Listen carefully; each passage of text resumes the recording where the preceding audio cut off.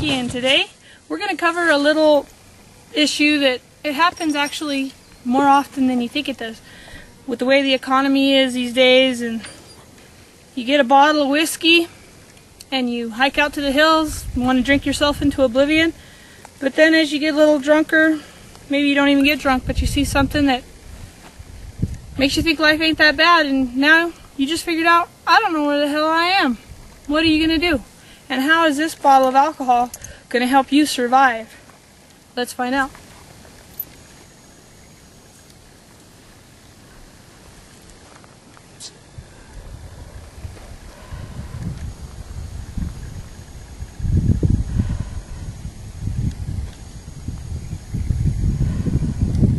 And as you can see, we have a river running, and I found there's trash everywhere you go.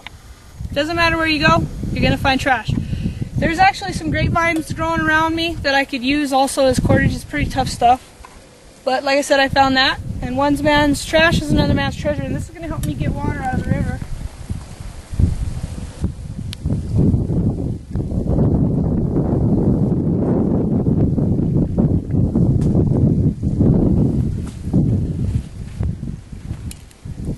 And you're just going to take your bottle of alcohol and just drop a couple of drops in there. The alcohol is going to kill any microorganisms and bacteria that might be growing in the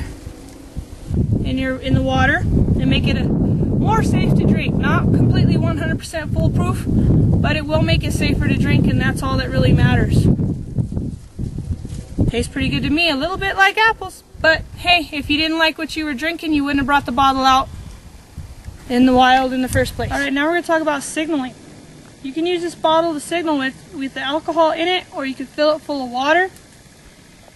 And that'll catch the glint off of the sunlight really well. And this can be used as a passive way. So while you're trying to get your camp in order, you know, maybe foraging for some food, gathering water, whatever, this can be signaling while you're away. So this is a way of passive signaling device. You just hang it in a tree, in a branch,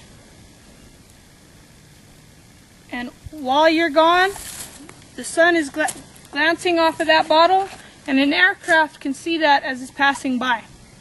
So that's a way of passive signaling. Well, you can use it to start a fire with. Now I have a little bit of grass here, and you just put a little bit on it because you're not wanting it to get wet. What you're wanting is the fumes, because the fumes, the actual fumes are what catches. And you can use this to start a fire with.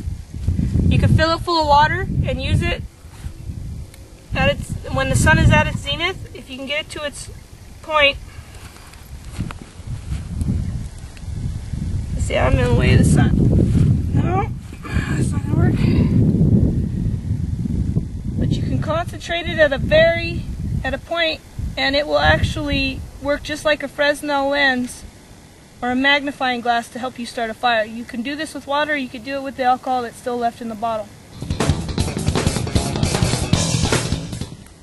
And as you can see, that takes a flame pretty well. You don't even have to blow on it because the fumes are actually what catches it.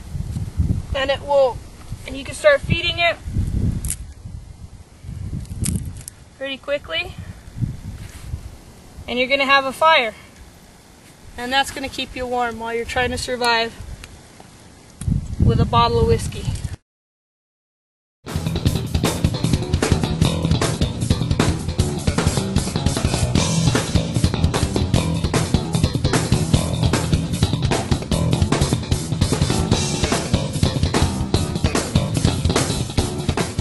Okay, last but not least, maybe you're out, you don't have a knife with you. Like, not everybody carries a knife with them like I do.